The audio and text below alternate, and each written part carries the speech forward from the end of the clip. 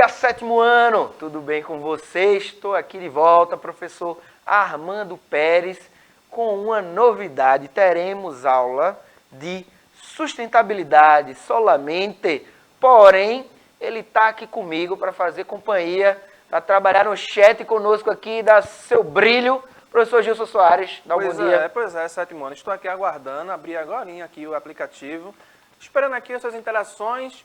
O rapaz do rostinho lindo, estamos aqui hoje para trabalhar sustentabilidade junto com vocês. Vamos junto, né, pessoal? Vamos embora, né? Não, fiquem tranquilos, o Gilson ele vai trabalhar geografia com vocês, né, em outra data, beleza? Em outro dia da semana agora. Então, pessoal, estou aqui com o Bruno também fazendo essa transposição para as libras aí, tá? E a gente vai fechar aquele assunto que a gente começou na última aula, que é o ambiente de morros, né? A gente viu geologicamente, a gente viu os conceitos básicos referentes a essa formação, né? a esse modelado do relevo, tá? E hoje vamos continuar, né? Fechando essa aí na aula parte 2, beleza? Sétimo ano. Então, ó, não esquece de pegar o caderno, né? Não esquece de, se estiver vendo no celular, no aplicativo, né? Curtir, compartilhar, ir lá, né? Usar para estudar, enfim. Essa aula é muito importante porque fala do nosso dia a dia, da nossa cidade, né? E tem muita geografia também, professor Gilson. Vamos conversar aqui. Ó, como estudar os morros do Recife? Essa é a pergunta clássica. Ah, professor, mas eu estou no sétimo ano, professor. Eu tenho como estudar o Morro do Recife? Eu já disse a vocês, todo mundo é um geógrafo, uma geógrafa em potencial, beleza? Então, você pode observar a sua realidade, né? E, obviamente, a gente vai dar aqui um direcionamento para a sustentabilidade, né? Para entender como a ação humana, ela interfere, né? No meio ambiente, ou seja, nesse desequilíbrio. Mas a gente vai conversar muito de geografia, o professor Gilson vai dar seu toque aqui também para a gente, beleza? Então, pessoal, a região metropolitana do Recife, ela tem em sua área, veja, a região metropolitana não é só o município de Recife, tem em sua área cerca de 3/4 de ambientes denominados genericamente de morro, ou seja, um relevo que é suavemente elevado, tá? Então tem altitudes, a altitude máxima na região metropolitana vai estar ali na região do Cabo de Santo Agostinho, né? Vai ter o ponto mais alto dessa região, com cerca de 400 metros de altitude, tá? E a gente tem também, ó, nesses morros a gente vai ter o quê? O que a gente já viu falando das encostas, né, pessoal? Então essas encostas, quando ocupadas de forma irregular, né, vai ter aí o problema de estar suscetível a deslizamentos, né? Vai estar suscetível porque a gente vai ver já, a gente vai entender esse processo, que é um processo de desequilíbrio, como eu falei para vocês antes, né? E ainda aqui, ó, a gente tem nos municípios que são litorâneos, né? Então, Recife, Olinda, né? A maior parte dos municípios da região metropolitana são litorâneos, a gente vai ter um plus aí, algo a mais, que é justamente a alta densidade populacional, né? Porque historicamente essa área ela vem sendo ocupada, né? Desde os primeiros momentos, desde a aurora do Brasil, né? Desde a aurora do Brasil enquanto nação, tá? E essa região vem sendo ocupada. Além disso, a gente tem um clima que a gente já viu aqui, que é o clima tropical de monção, tropical litorâneo, que é um clima que tem muita pluviosidade, que é, no bom português, tem muita chuva, muita umidade. Beleza? Então tudo isso vai evoluir na dinâmica, né? Na dinâmica desse ambiente, né? No caso do relevo.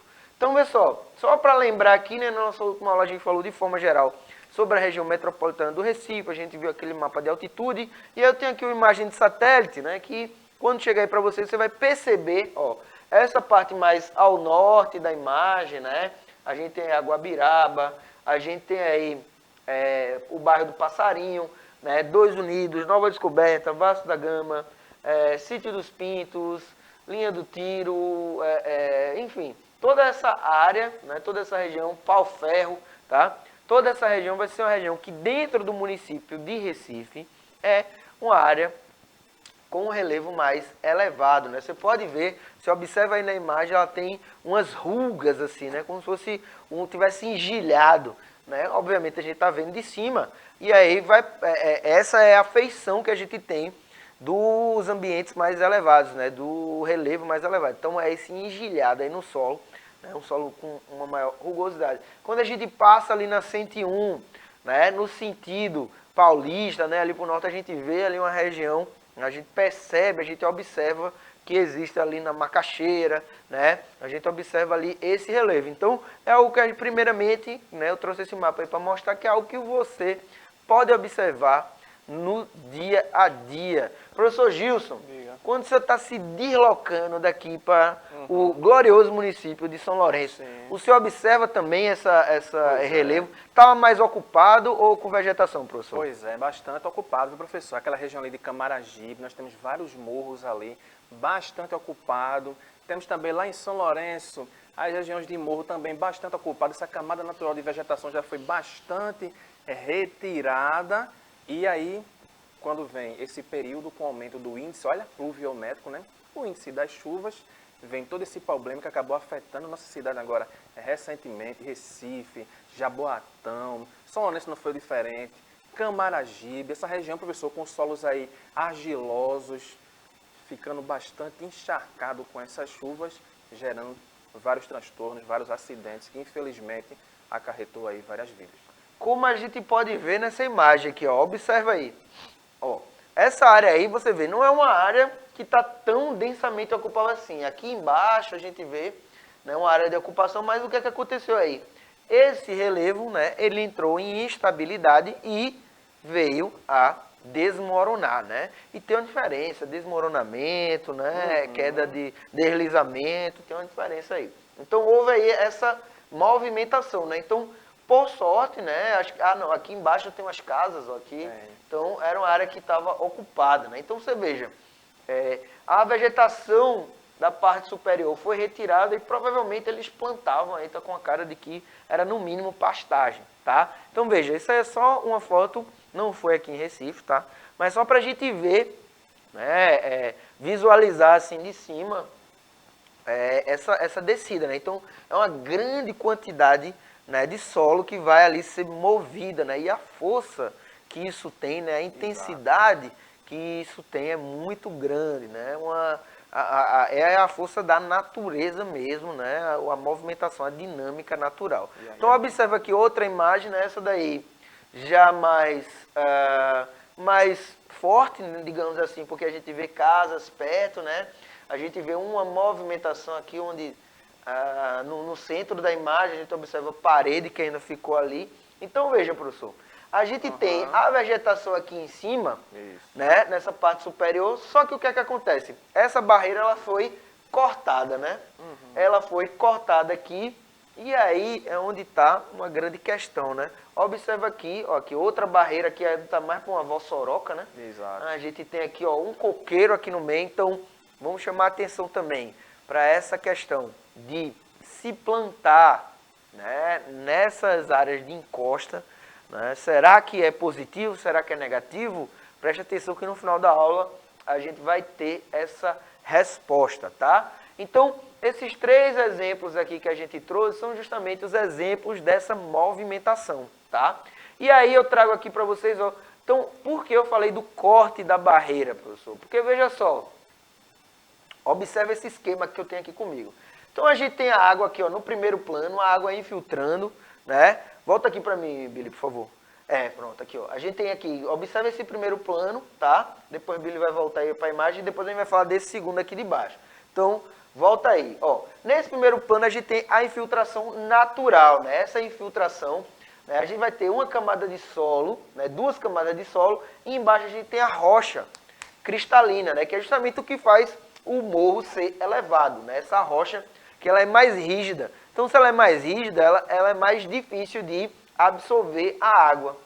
E aí, ó, a gente tem um corte na barreira, nessa imagem de baixo que eu falei para vocês. Ó. A gente tem a retirada do solo, né? Justamente para fazer um aterro, para fazer um assentamento, para bater a base, para construir uma casa aqui, né? Então, quando vai fazer isso, o que é que vai acontecer? A água ela vai infiltrar por trás, ela vai infiltrar por trás e vai aqui, ó, vir para a camada inferior diretamente.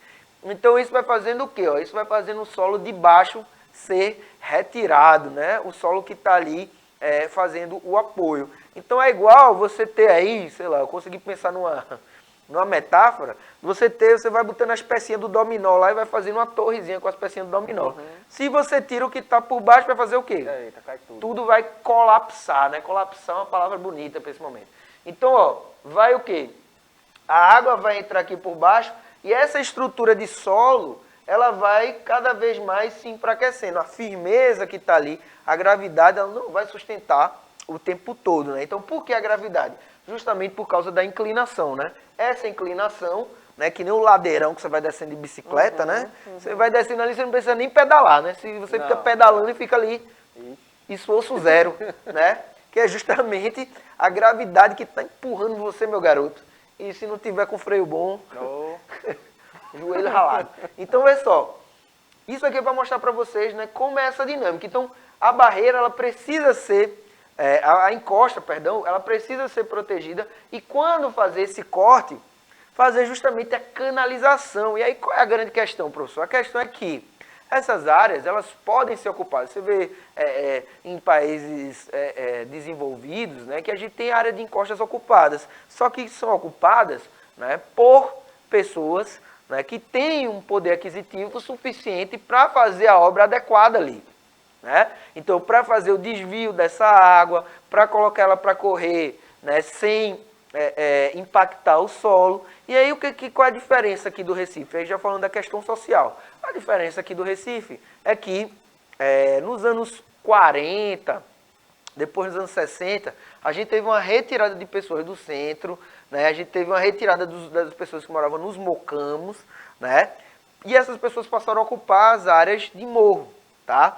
E aí ocuparam o quê? Usando técnicas que serviam para uma área de planície alagada, mas não serviam para a área de encosta. Ou seja, infelizmente, as pessoas que ocuparam essas áreas, elas não tinham os recursos necessários para ocupar essas áreas, né? E aí vai se criando uma ocupação desordenada e tem a configuração que a gente tem hoje, né? Que as pessoas precisam habitar, né? Um direito a habitar, né? O Estado, ele deve fornecer a habitação, tá? O executivo aí, a prefeitura e por aí vai, né? Porém, isso não acontece de forma suficiente, digamos assim, tá?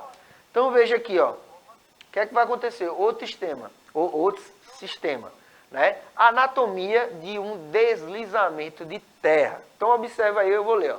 Então, com forte a chuva pode causar lama e deslizamento de rocha.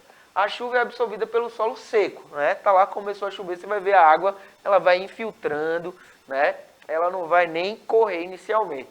Depois que ela vai, começa a ocupar espaço no solo, né? Ela vai agregando. Então o professor Gilson falou lá do solo argiloso, que vai o quê? Essa argila vai expandindo com a água. Então expandindo, ela vai ficando pesada, né? E ficando pesada, ela vai, digamos assim, se grudando, tá?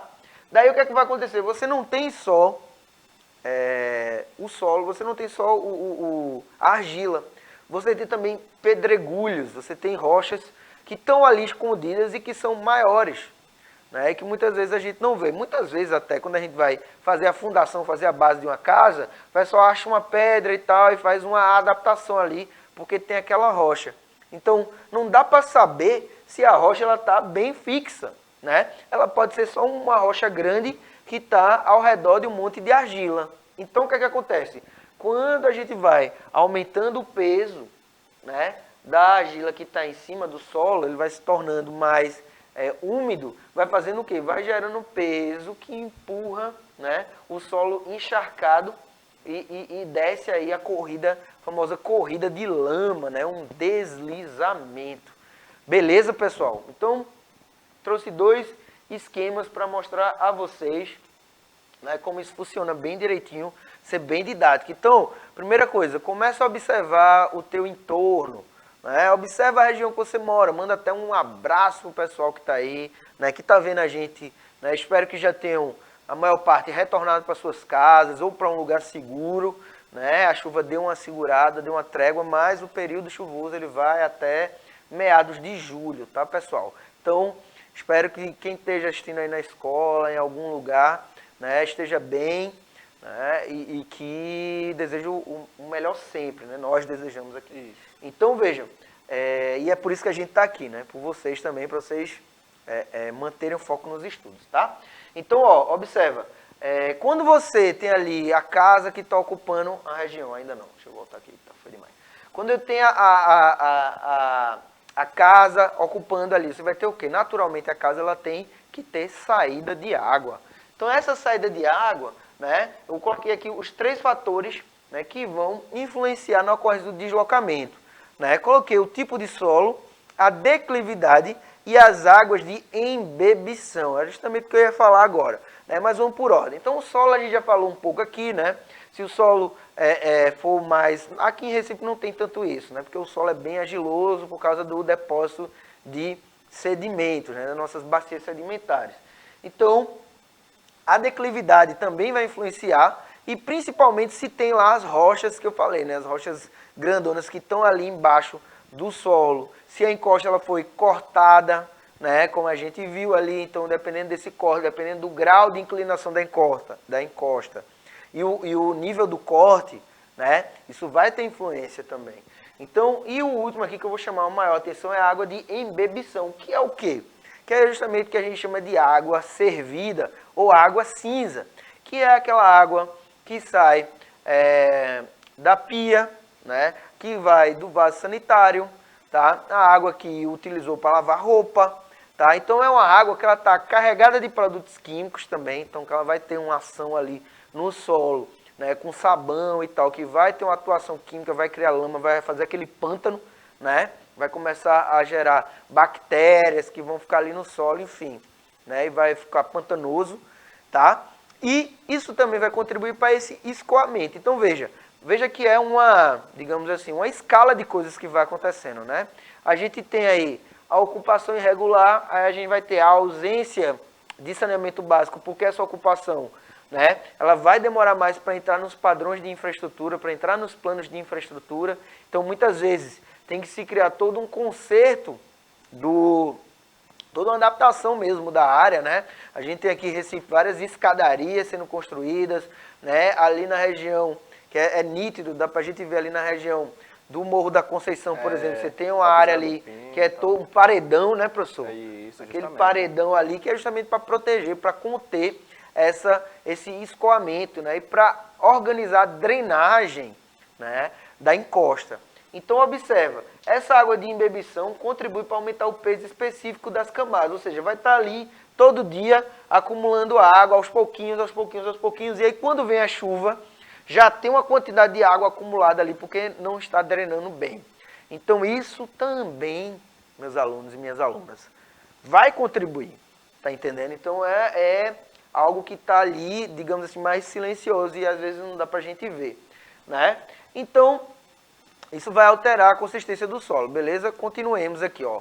Sinais de alerta, presta atenção aí, ó. Aparecimento de fenda, depressões no terreno, ou seja, aquele solo, o chão de casa ficou fofo. A galera diz, é botija, não, pode ser que o solo esteja se tornando ali, ó, tá deprimindo, então tá cedendo, tá sendo retirado por baixo, né? A casa tá aqui, ó, e a água tá levando por baixo, né, tirando aos pouquinhos o solo. Então, ó, aquele solo começou a fazer um oco, né, uma zoada de coisa oca, preste atenção, porque pode estar rolando aí, né, um princípio de deslizamento, né? Outra coisa, rachadura na parede das casas, inclinação de tronco de árvore, as árvores elas são fundamentais, né, para a gente perceber isso, de postes e o surgimento de minas d'água. Daqui a pouco está saindo uma aguinha ali que ninguém sabe de onde é, né? E aí justamente pode ser água acumulada de outras casas que está drenando por algum lugar, não é? Então, esses são sinais de alerta. Agora que parou de chover, né? E você mora num lugar que tem aí uma inclinação maior, observa o teu entorno, né? Observa o teu bairro para avisar também a outras pessoas, tá? Vamos ter esse espírito de comunidade e ser um aluno ativo na nossa comunidade. Beleza? Continuando. Ó, medidas preventivas. Então a gente já falou do que você pode observar, e se você observar alguma coisa, entra em contato, a gente vai colocar o número da Defesa Civil daqui a pouco, tal, fala com a mãe, fala no líder, na comunidade ali, se tem uma associação de moradores, né? É importante a gente também, não tem idade para a gente agir politicamente, meus alunos, aprendam isso. Então, ó, observa aqui, ó, não destruir a vegetação das encostas, tá? A vegetação que já está ali naturalmente, possivelmente ela evoluiu ali, então ela está num ambiente estabilizado, ok? No caso de vazamentos, consertar o mais rápido possível, não deixar a água escorrendo pelo chão. O ideal é construir canaletas. Depois, juntar o lixo em depósitos, né, adequados, né, às vezes não tem também. Então veja que é uma série de faltas que gera, às vezes, um problema maior. Então, dependendo de como está a situação aí, né, não passa lixo, enfim, tenta juntar num lugar que não fique caindo na encosta, não jogar da barreira, né? Às vezes o pessoal mora na parte mais lá de cima, sacode o lixo lá de cima e fica acumulando embaixo, então isso dificulta também, tá, pessoal? Vamos continuar. Às vezes a gente tem uma certa revolta, né, por se sentir tão à margem da sociedade e acaba descontando isso, e isso vai voltar pra gente, pessoal, né? Então a gente, vou jogar isso aqui mesmo, porque ninguém tá nem aí pra nada, então veja, é o seu lugar de moradia, pessoal. Então, se conscientiza aí, tá? Vamos mudar de atitudes, que isso é que muda o mundo. Não amontoar sujeira de lixo, então a gente já falou sobre isso, tá? E não jogar lixo em vias públicas, barreiras, pois ele aumenta o peso e o perigo dos deslizamentos, ok? Então veja, muito está relacionado a como a gente trata o nosso dia a dia. Então, medidas preventivas. Em morros e encostas, não plantar bananeiras e outras plantas de raízes curtas, tá? Por quê? Porque as raízes dessas árvores não fixam o solo e aumentam o risco de deslizamento. Então veja, respondendo aquela pergunta que a gente fez, deve ter vegetação na encosta? Deve, porque a vegetação ela vai ajudar a fixar o solo. Só que não é toda vegetação que é possível. Então, a famosa bananeira, o coqueiro, nessas palmeiras em geral, elas não têm raízes muito fundas.